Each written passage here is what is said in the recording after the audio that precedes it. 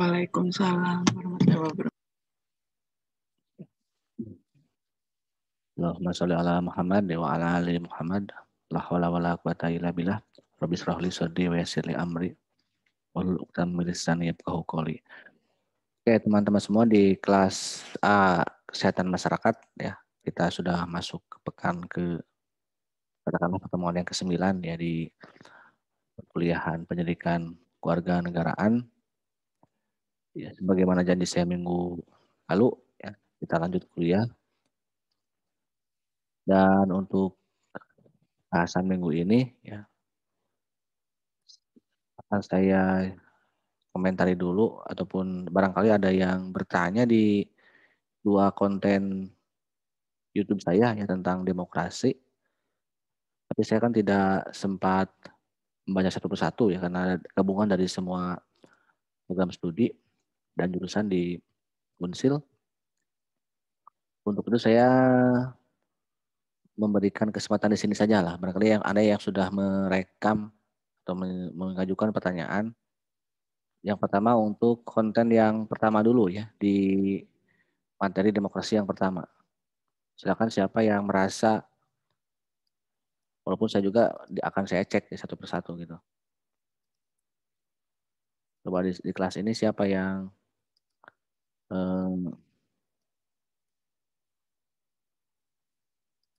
bertanya di channel YouTube saya.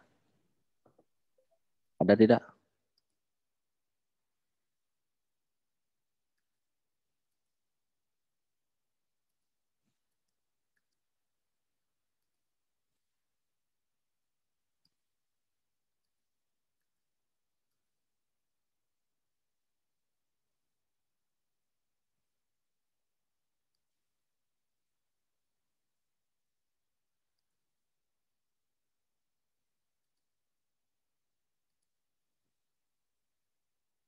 Kalau tugas kan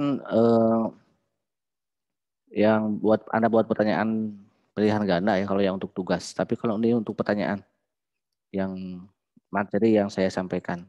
Ini kan pendalaman materi. Dan saya kan mengagendakan materi demokrasi untuk dua pertemuan gitu.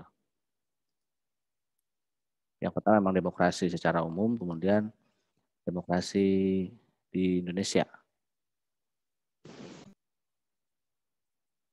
Silakan. Karena saya kalau cek, saya juga nih cek satu persatu di sini ya. Saya belum melihat ada dari kelas A kesehatan masyarakat. Nah, saya coba ada nggak?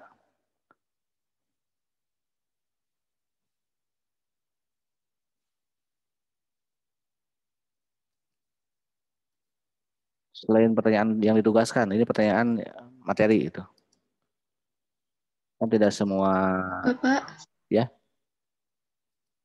Izin bertanya yang materi demokrasi di Indonesia. Silakan. Langsung di sini atau sudah menuliskan pertanyaan? Sudah Pak di YouTube. Sudah, ya. Sudah kan ya? Ini Tahani. Ya, Iya, silakan Pak. dibacakan ulang ya, karena saya saking banyaknya yang mengomentari jadi tidak bisa satu persatu ya gitu. Saya langsung cek Tahani. Silakan dibacakan ulang aja. Izin bertanya Pak, demokrasi Pancasila kan didasari oleh kebersamaan dalam perbedaan dan mampu melindungi hak-hak warga negara secara seimbang baik mayoritas maupun minoritas. Tetapi mengapa selalu muncul ancaman terhadap perpecahan bangsa jika demokrasi Pancasila sudah ditetapkan?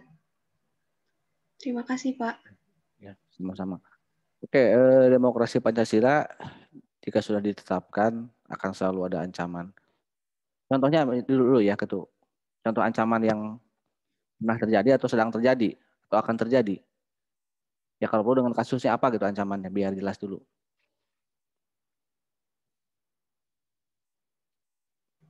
Ancamannya seperti misalnya ketidakseimbangan antara Tidak, mayoritas dan minoritas, Pak. oke, tidak. Mana yang tidak seimbang? Apakah terlalu dominan Yang mayoritas? minoritas. Iya, Terlalu Pak. dominan mayoritas? Di mana itu? Di Indonesia? Iya, Pak.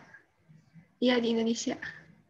Jadi contohnya apa ya? Mayoritas suku, mayoritas agama, atau mayoritas apa? Kalau yang terlihat oleh saya mayoritas agama, Pak. Agama lebih dominan ya dibandingkan dengan yang lainnya. Contohnya apa? Kasusnya. Kalau kasusnya waktu itu pernah itu Pak yang uh, ada perbedaan.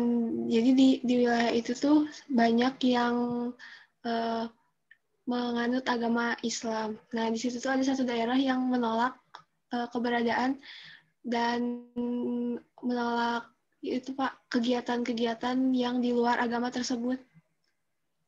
Oke, itu memang salah satu isu yang sangat kompleks ya. Memang banyak sebenarnya isu-isu tentang apakah dalam konteks hubungan antar masyarakat ya warga negara maupun juga dalam hal pilihan politik itu menjadi salah satu. Nah, namun ini yang harus kita pahami secara fair juga ya. Ini apakah kalau seandainya itu ada dominasi mayoritas ya, eh, apakah itu ancaman ataukah itu memang fakta yang ada gitu kan? Kalau secara kuantitas ya, jumlah misalnya 90%, 80%, yang lainnya hanya 20 dan sebagainya misalnya. Itu kan selain memang di sana juga terdapat hal-hal yang memang benar adanya, tapi juga salah satu hal yang memang tidak akan bisa dihindari ya. Dalam beberapa konteks ya dominasi mayoritas itu akan selalu terjadi. Nah, kalau kita lihat dulu ke asbabun nuzulnya juga demokrasi di Indonesia ataupun lahirnya bangsa Indonesia yang mungkin sudah saya sering tekankan juga gitu. Kalau kita menganut ajas demokrasi dalam konteks negara hukum atau rule of law, ya kita kan punya Undang-Undang Dasar 45. Dan di sana memang salah satu ciri demokrasi, paling tidak demokrasi Pancasila itu sudah ada ya. Orang memang mengatakan kalau tolak ukurnya demokrasi bebas, ya mungkin reformasi dianggap sebagai salah satu pelaksanaan demokrasi bebas. Tapi dalam kaitan makna memahami konteks keindonesiaan, sebenarnya pas kita lahir negara Indonesia juga itu sudah nampak kita ini menganut sebuah sistem demokrasi ya Pancasila yang memang secara hukum konstitusional itu terdapat di dalam Undang-Undang 45. Misalnya terkait dengan kebebasan berkumpul, berserikat, itu kan sudah ada di pasal 28 ya. Menyatakan pendapat lisan maupun tulisan. Di sana kan bunyinya ya, setiap warga negara ya. Jadi menjaminan bagi warga negara untuk bebas berkumpul berserikat. Di sana tidak disebutkan ya bagi agamanya apa, sukunya apa, bahasanya apa. Tapi yang terpenting di sana ya jaminan untuk warga negara. Untuk hal beragama juga ada jaminan dalam pasal 29 ya. Beribadah dan beragama menurut agama dan kepercayaannya itu. Itu sebuah jaminan ya. Berarti kalau di sini kalau yang paling minoritas misalnya ada yang tidak beragama. Berarti itu tidak dijamin gitu kan? Tidak dijamin. Dalam hal politik ya, kan samaan kedudukan di mata hukum dan pemerintahan dan wajib menjunjung tinggi hukum dan pemerintahan tanpa kecualinya. Itu untuk secara umum untuk warga negara sudah ada jaminan hak-hak secara hukum dan politik, kebebasan berserikat berkumpul, menyatakan pendapat, dan juga tadi yang berkaitan dengan beragama. Bahkan untuk hal-hal lain tentang hak-hak yang lain dalam pasal 30 ke sana kan ada untuk berpendidikan, mendapatkan kehidupan yang layak, ya.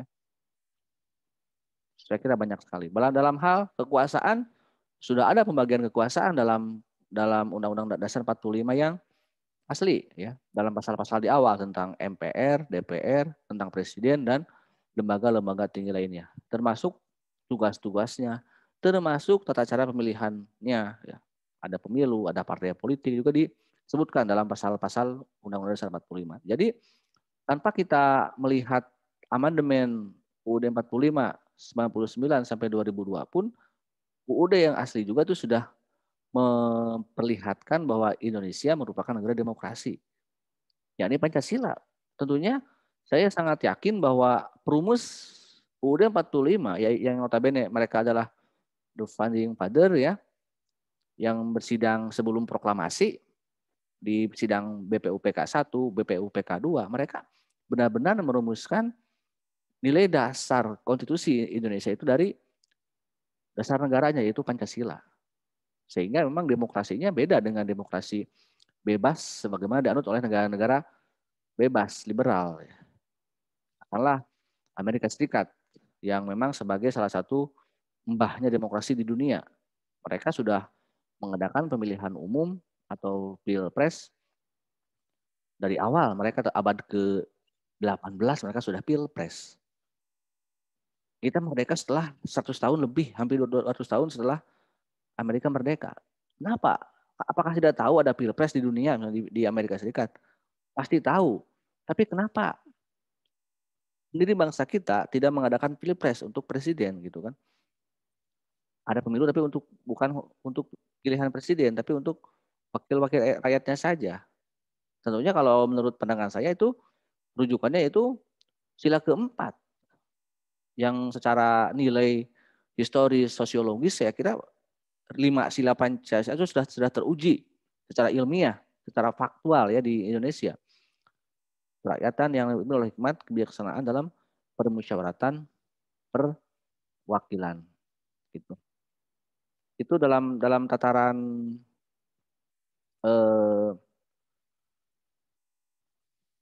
historis maupun konstitusional ya. Adapun sekarang sudah dibuka keran kebebasan ya karena dampak dari amandemen Undang-Undang 45, kok ternyata masih ada masalah.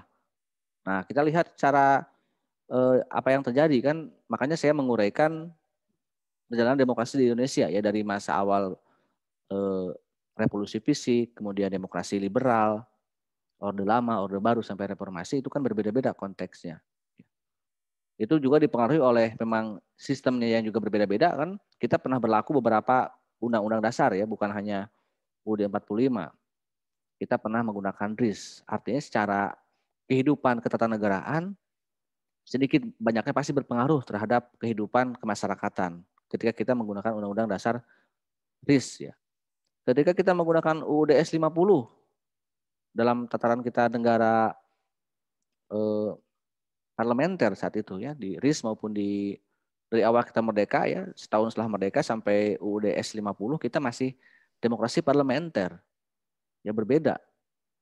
Itu karena memang sistemnya juga berbeda. Jadi ada dua faktor yang menyebabkan sistem politik berbeda ya, sistem demokrasi berbeda. Pertama memang karena aturan mainnya yaitu katakanlah undang-undang dasar lah kalau di negara. Yang saya bilang tadi sedikit banyaknya pasti berpengaruh terhadap kehidupan masyarakat ya walaupun di sana hanya berbicara mengenai ketatanegaraan kalau undang-undang dasar itu kan. Karena kan rujukan pemerintah untuk bekerja adalah undang-undang dasar gitu kan. Makanya kebijakannya pun akan berpengaruh terhadap gaya kepemimpinan, mungkin gaya politik. Sistemnya berbeda. Yang kedua juga memang karena faktor zamannya juga gitu kan. Bisa karena faktor zaman, faktor orangnya. Faktor siapa yang menafsirkannya. Misalnya ketika kita kembali ke Undang-Undang 45 yang asli. Di dekret Presiden 5 Juli 59. Tidak berubah sebenarnya presidennya. Masih tetap Bung Karno, Insinyur Soekarno. Tapi kan beda. Pelaksanaan di Undang-Undang Dasar 45 malah memang tidak dilaksanakan sama sekali kan zaman Orde Lama. Bahkan penyimpangan terhadap UUD 45. Jauhan berbicara demokrasi kan akhirnya Soekarno jelas melanggar UUD dengan diangkatnya beliau oleh MPRS sebagai presiden seumur hidup. Orde Baru sama ya, tidak berubah UUD 45-nya, tapi pimpinannya berbeda, yaitu rejim Soeharto. Harto berbeda juga. Jadi kadang-kadang itu ya jadi bisa dua faktor ya. Faktor aturan mainnya. Kalau aturan mainnya tidak berlaku, berarti orangnya yang menafsirkannya. Nah, apalagi setelah reformasi. Yang jelas orangnya, aktornya semakin banyak kan yang terlibat. Kalau dulu kan pelaku kingmakernya jelas nampak. Siapa? Ya Soeharto kalau Orde Baru. Orang nomor satu jelas, the real gitu ya kan. Orde Lama atau Orde sebelumnya siapa? Orang paling berpengaruh di Indonesia? Ya pastinya Soekarno gitu kan. Di dua pemimpin di awal memang nampak jelas dia itu aktor di balik semua kehidupan bernegara di Indonesia. Setelah reformasi kan aktornya banyak, ya. Tidak ada aktor yang bukan tidak kompeten, tapi yang dominan lah ya. Banyak yang kompeten tapi tidak dominan seperti Soekarno dan Soeharto. Ditambah lagi dengan perubahan sistem demokrasi maupun ya tadi yang diakibatkan oleh berubahnya UUD 45-nya. Bahkan orang menyebutnya bukan UUD 45 tapi UUD 2002. Karena disahkan selesai dirubah tahun 2002. Yang saya sering juga mengungkapkan itu sangat banyak hal-hal nilai-nilai yang keluar dari falsafah bangsa dasar negara yaitu Pancasila. Satu satunya adalah pemilihan umum presiden, wakil presiden, dan pemilihan umum kepala daerah. Itu secara falsafah dan mungkin juga sosiologis ya tidak cocok mungkin di Indonesia. Tapi kan itu sudah menjadi ya kita ikut-ikutan politik dunia yaitu ya politik barat, demokrasi Amerika Serikat tentunya kalau sekarang. Sama ketika dulu Bung Hatta mengubah sistem ketatanegaraan dari presidensil ke parlementer. Itu juga sebenarnya mengikuti tren barat juga ya karena kan basic keilmuan Bung Hatta itu barat ya. Berpikiran juga agak sedikit keberat-beratan ya. Pikiran politiknya beda kalau pribadi ya Bung Hatta adalah sangat religius, sangat nasionalis ya. Kalau Soekarno ya sama juga ya, dia religius, dia nasionalis. Tapi kan Soekarno kedekatannya lebih ke kiri, ke komunisme ya di akhir-akhir masa kekuasaannya. Kemudian juga kalau kita berbicara masalah dominasi mayoritas ya. Tadi apakah itu ancaman atau fakta atau harus, itu kan? Kita lihat dalam Undang-Undang Dasar yang asli, yang paling tidak yang menjadi indikator politik di bawahnya yaitu syarat presiden kan, saya sering mengungkapkan. Itu kan mengikuti aturan main, aturan dasar sampai ke UUD. Katakanlah dalam Pancasila yang asli kan di Piagam Jakarta dengan kewajiban sila pertama kan dengan kewajiban menjalankan syariat Islam bagi para pemeluk-pemeluknya. Itu dalam pasal tentang syarat presiden disebutkan bahwa orang Indonesia asli dan beragama Islam. Itu menurut kalangan humanis gitu kan dianggap itu dominasi mayoritas. Wah, ini Indonesia tidak benar karena bukan hanya Islam gitu kan. Itu yang tertulisnya saja berbeda ya. Ada aturan yang tertulis, ada kesepakatan tertulis dan kesepakatan tidak tertulis. Nah, kalau Indonesia dulu berupaya untuk semacam ada kesepakatan yang tertulis.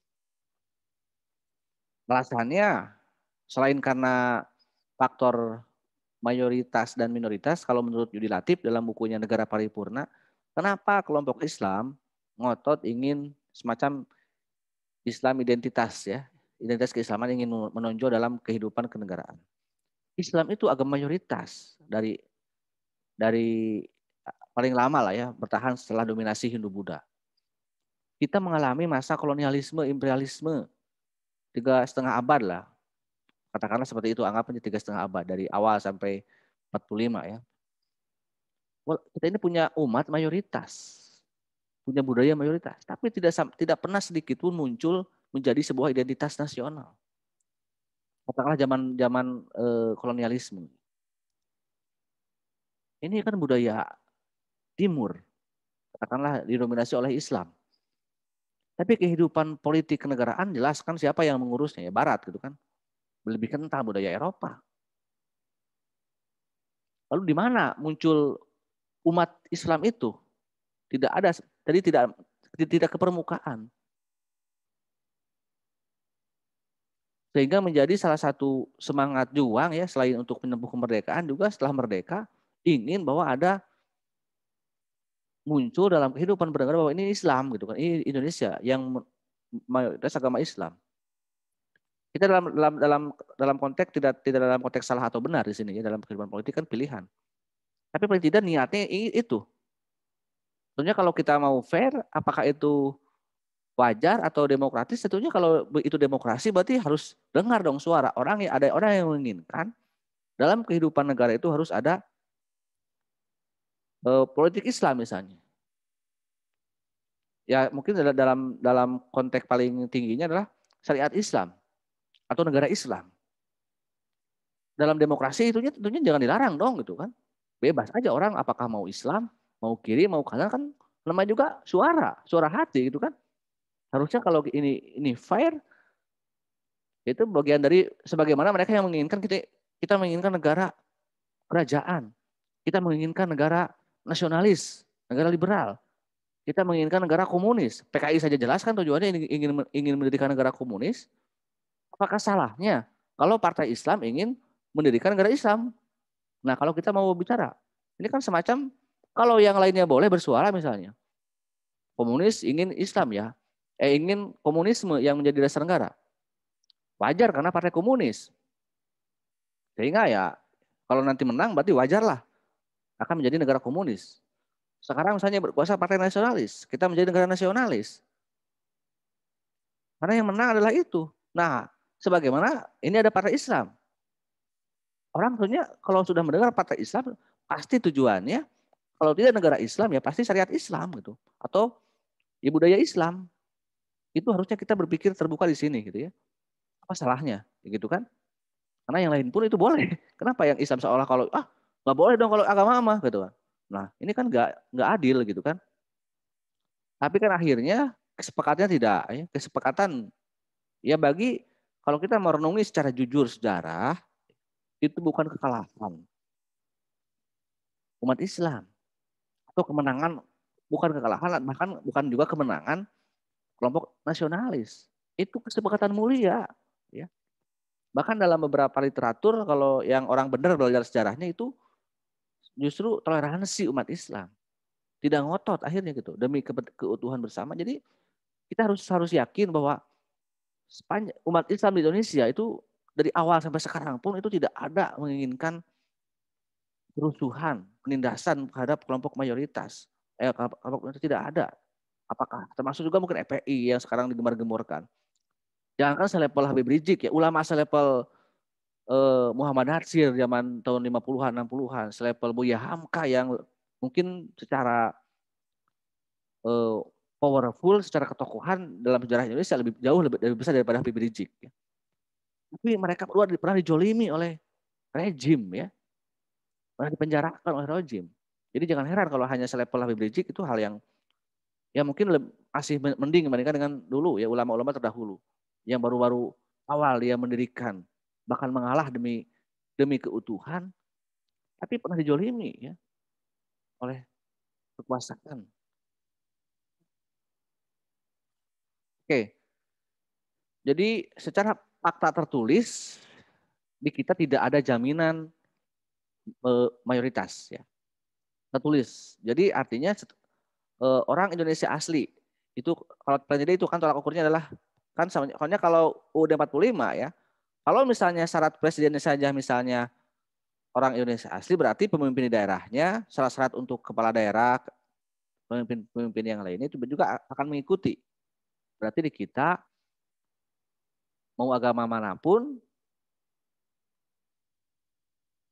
kalau ingin menjadi pemimpin itu boleh kan tadi kembali ke pasal yang lainnya di pasal 26 ya tentang 25 atau 26 ya tentang kedudukan di mata hukum dan pemerintahan. Secara hukum nggak ada larangan. Tapi tiba-tiba misalnya kan nggak ada larangan, tiba-tiba ada pemilihan kepala daerah di Jawa Barat.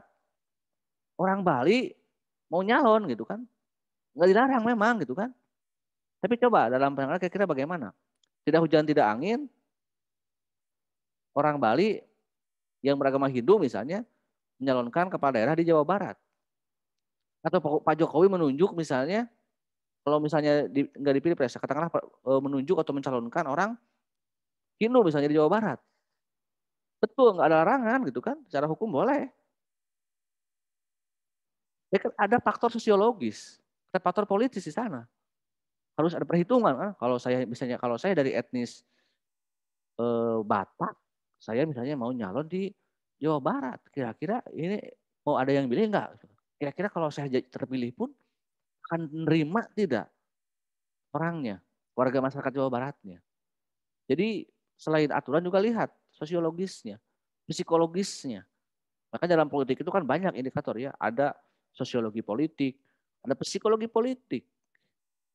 Mungkin kenapa sih orang, karena dalam sebuah negara yang beragama Islam, kemudian menginginkan kalau nanti yang menjadi pemimpinnya harus orang Islam, itu kan bukan urusan, sekalipun aturan tidak dilarang, tapi kan ada psikologi politik.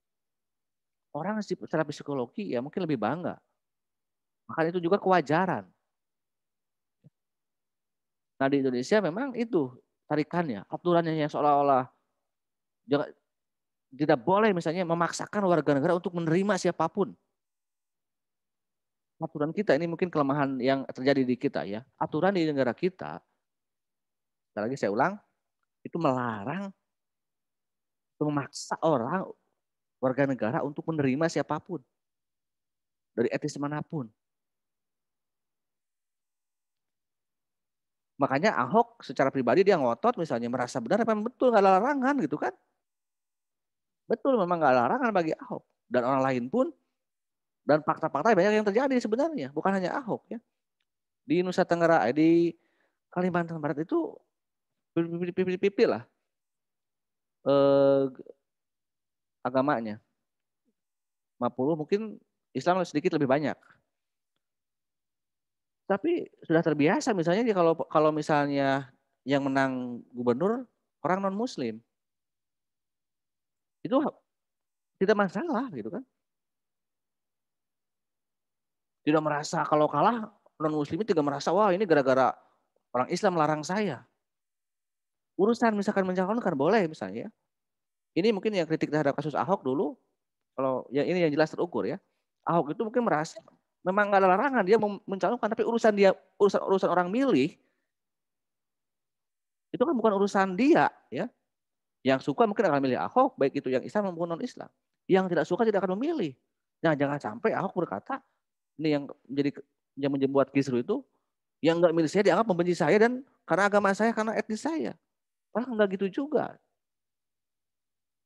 Itu kan karena alasan pribadi, karena faktor pribadi Ahok yang mungkin secara pribadi dia tidak bisa menjaga kata-kata, gitu kan? Tidak bisa menjaga ucapan. Dan itu penting dalam politisi itu bukan hanya kejujuran, tapi juga hati-hatian dalam mengemukakan pendapat. Ya. Itu ya fakta di Indonesia ya. Dalam beberapa kasus juga ada ya yang di NTT juga ada beberapa satu kabupaten saya lupa lagi menyebutkan namanya. Padahal di sana mayoritas Kristen, Katolik. Tapi ada beberapa anggota DPR yang dipilih dari kalangan Islam, bahkan dipimpin oleh bupati dari yang beragama Muslim. Itu hal yang wajar, yang sudah terjadi, bukan hanya kasus di Jakarta, gitu kan. Dulu juga ada gubernur yang sama-sama dari Cina, Kristen di Jakarta, namanya Heng Ngantung ya, tahun 60-an waktu era Bung Karno yang membangun gedung Selamat Tugu Selamat Datang di Jakarta. Nggak ada masalah gitu kan, karena memang ya emang nggak ada masalah. Ya, memang dia nggak mempermasalahkan, mau suka dan tidak suka, mau milih atau tidak milih gitu kan. Di Bali sudah barang tentu ya, jarang orang Muslim jadi gubernur di Bali, sekalipun undang-undang membolehkannya. Di Papua juga jarang ada etnis di luar Papua yang menjadi gubernurnya. Jadi wajar kalau misalnya di Pulau Jawa yang notabene beragama Islam, orang Jawa ya ingin misalnya di Jawa Barat, di DKI, di Banten, kalau yang menang ya, atau yang warganya ingin memilih dari yang beragama Islam.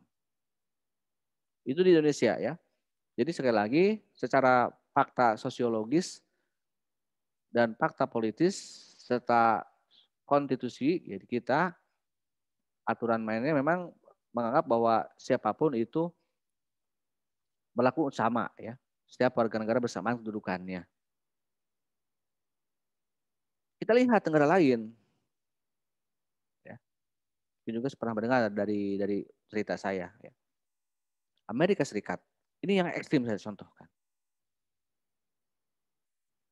Kenapa Amerika menjadi negara demokrasi yang paling maju? Karena secara usia mereka sudah matang gitu kan, karena 1776 kan perdekaannya. Negara modern pertama di dunia dan tipe masyarakatnya individualis, SDM-nya juga memang cukup bagus gitu ya. Secara rata-rata pendidikannya katakanlah kalau pendidikannya sehingga dalam konteks demokrasi politiknya rasional gitu ya. Tapi nah ini tapinya juga. Walaupun di Amerika Serikat memang dalam tataran tidak tidak apalagi mereka mau tidak ada urusan agama di sana ya. Tidak ada sedikit pun kalimat atau kata tentang agama, tentang suku. Karena kalau sudah mengucapkan kalimat syahadat ya untuk Amerika Serikat, katakanlah di Bayat menjadi Amerika dalam artian di sana istilahnya Amerikanisasi ya, Americanization, pengamerikan orang Amerika. Memang di sana tidak melihat siapapun, berkulit apapun, beragama apapun, ras apapun. Lu Amerika udah selesai titik. Tidak ada lagi perkataan selain ya Amerika Serikat. Tapi lihat faktanya, tetap aja kan walaupun misalnya di sana berbeda-beda bangsanya, berbeda-beda agamanya juga di sana ada yang mendominasi ternyata. Oh, Amerika Serikat itu awalnya di para imigran dari Inggris. Berarti orang-orang Inggris yang mendominasi di Amerika Serikat. Agamanya apa ya? Biasanya Protestan. Oke, berarti orang Inggris berkulitnya kulit putih ya. Orang Inggris gimana sih orang Inggris? Ya. Nah, sehingga memang dari awal Amerika berdiri sampai mungkin sekarang juga dominasi politiknya juga ya mereka lah yang mayoritas gitu. Kan nggak bisa dibantah. Sehingga di Amerika itu ada kesepakatan tidak tertulis juga. Istilahnya kalau disingkat WWAF ya, WAF. Apa?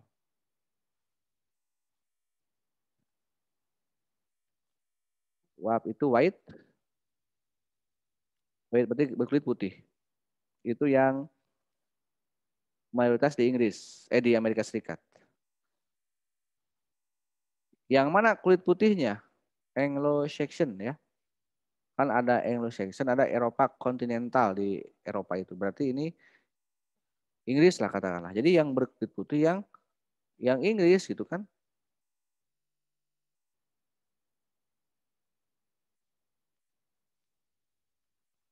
Kayaknya apa? Protestan.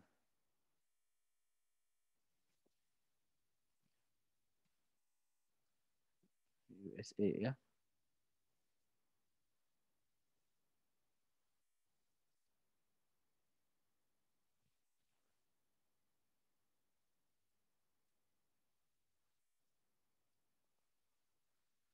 Sehingga walaupun dalam undang-undang dasarnya di Amerika dalam konstitusinya disebutkan di sana Amerika Serikat, tapi kesepakatan tidak tertulisnya ada ya. Yang saya sebut tadi WWF tadi.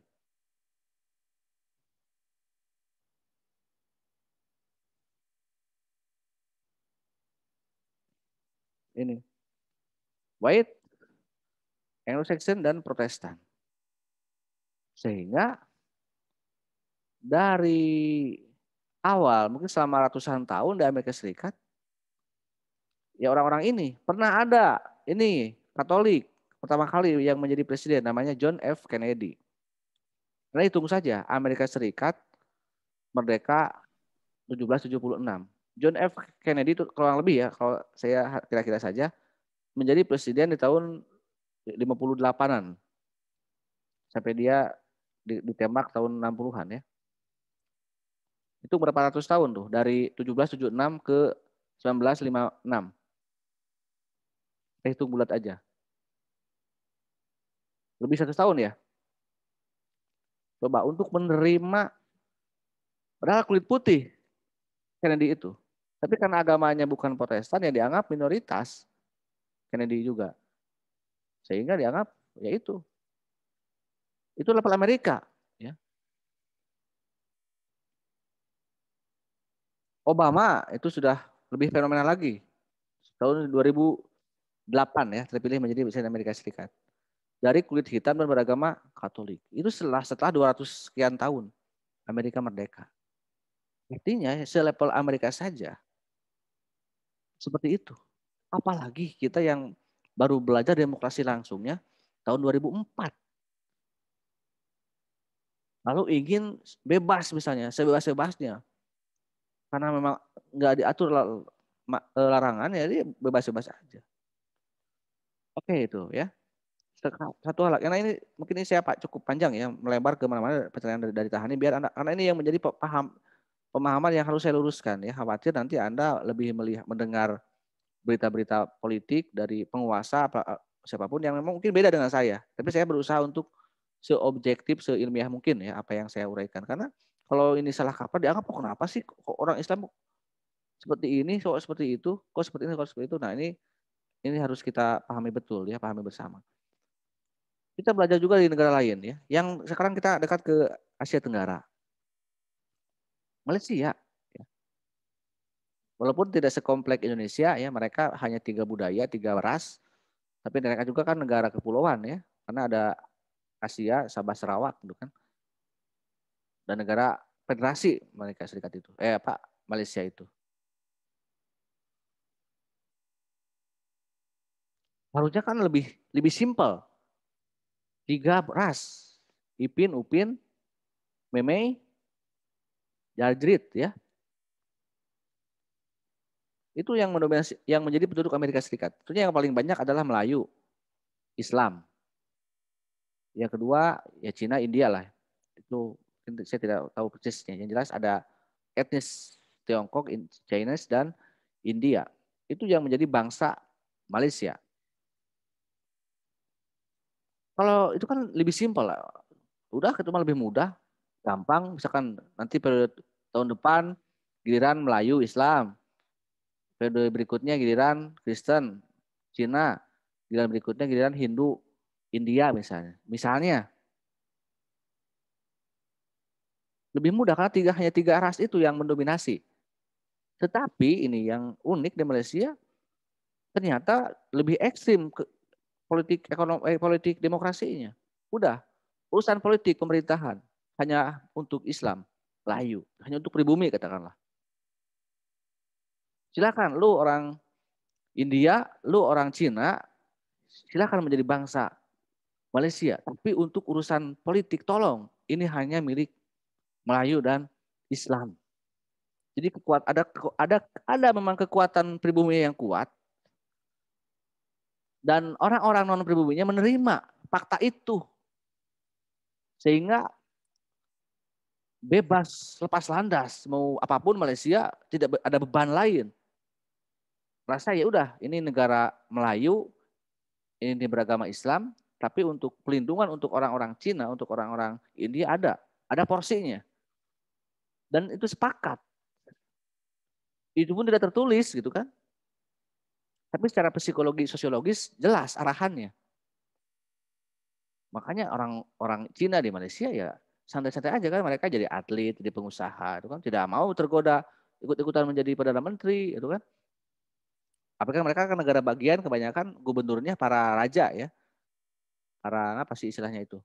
Ya raja ya, sultan. Ayah ya termasuk misalnya dulu suaminya Siti Nurhaliza juga kan ya, ada beberapa di daerah punya, terus juga dulu Manohara juga pernah ke salah satu anak mahkota gitu ya di satu daerah.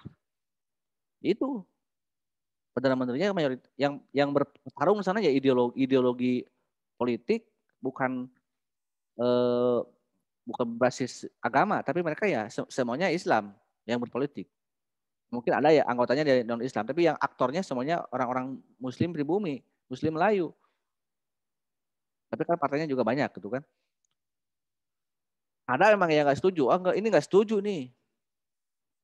Orang Cina banyak yang nggak setuju dulu awal-awal ya. Nah, bagi orang-orang Cina yang ingin berpolitik, tidak gabung ke Malaysia, mereka membuat negara sendiri yaitu Singapura. Di Singapura itu kebalikannya. Politiknya Cina, masuk juga ekonomi politiknya ya, tapi penduduknya Melayu mayoritas. Itu juga terjadi ya di negara tetangga kita. Jadi untuk urusan politik, ya, kalau kita melihat studi kasus ke negara-negara maju seperti Amerika Serikat, Malaysia, Singapura, ya kalau jelas kalau di Eropa kan mereka satu ras tuh ya, tidak banyak ras gitu kan. Di sini gampang, pasti yang mayoritas. Nah di Indonesia ya tidak seperti itu. Apa niatnya bagus gitu. Inamal amalu niatnya untuk kesetaraan. Tapi mungkin itulah yang membuat kita hancur ya, yang membuat kita tidak bisa ada nahkoda itu karena memang saking banyaknya aktor yang mau terlibat. Bahkan minoritas pun mau terlibat dalam urusan politik. Akhirnya kan ngambang, siapa sih yang menguasai kita itu? Apakah mayoritas atau minoritas? Mungkin suaranya suara mayoritas. Islam misalnya ya, Jawa, Sunda. Tapi yang muncul di permukaannya di atasnya bukan ternyata.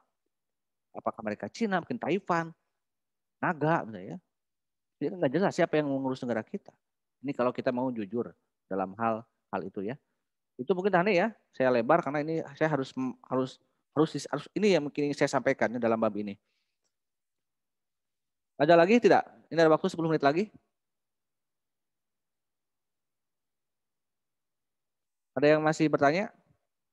Ada yang sudah bertanya di kolom YouTube saya?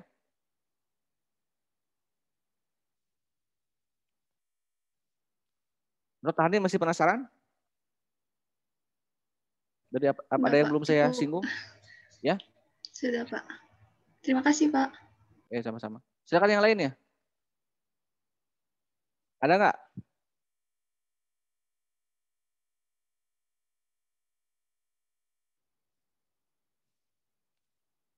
35 nih yang hadir ya?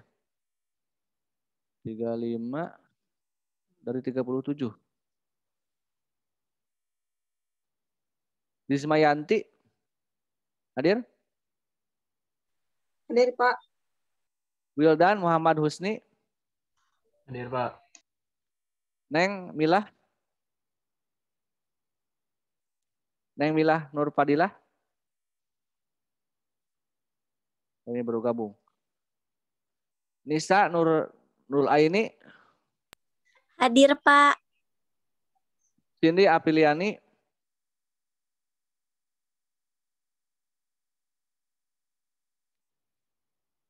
Cahya Laila. Hadir, Pak. Hadir, Pak Cindy. Muhammad Irlan. Salma Khoiriyah.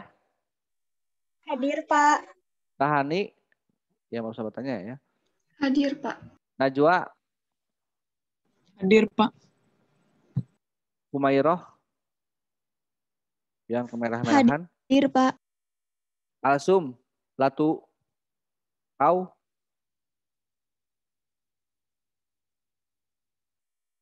Alsum Latu Kau. Anissa Nindya. Hadir, Pak. Indri Ayu Wahyuni. Hadir, Pak. Neng Ita. Hadir, Pak. Arneta. Hadir, Pak. Kadila Fatih. Fatin. Gisti Tia. Hadir, Pak. Sergia Khaira Ayuning. Hadir, Pak. Alvira Jalfa. Hadir, Tata Pak. Tata Taupiko. Hadir, Pak, hadir. Faiza Ceri Ajwari.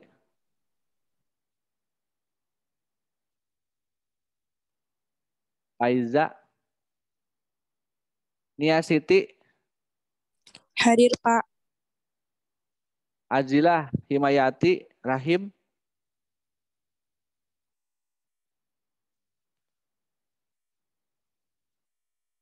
Ajeng Amalia.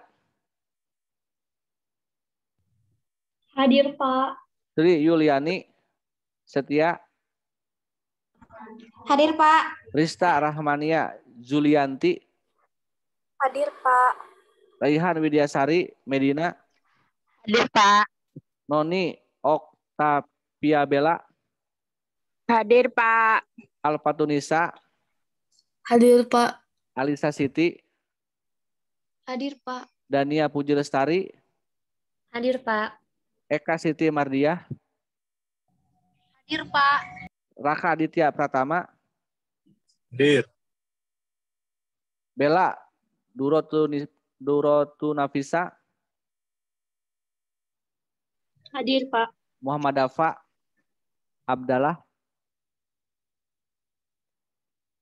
Muhammad Dafa Abdallah.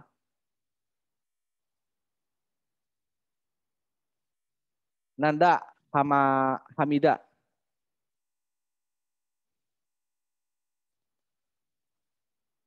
Oke. Sekitar 5 menitan lagi. Ada yang mau berkomentar atau bertanya dari apa yang saya uraikan tentang materi demokrasi ini?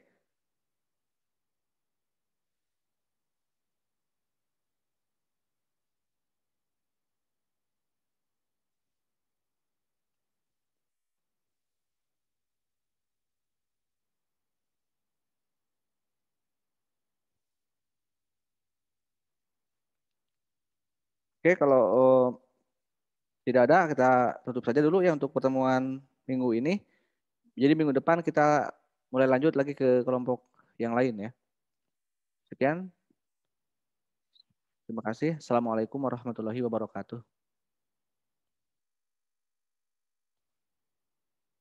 Minta file bukti perkuliahan ya, atau sesi ini dulu lah, sesi foto dulu sebelum ditutup.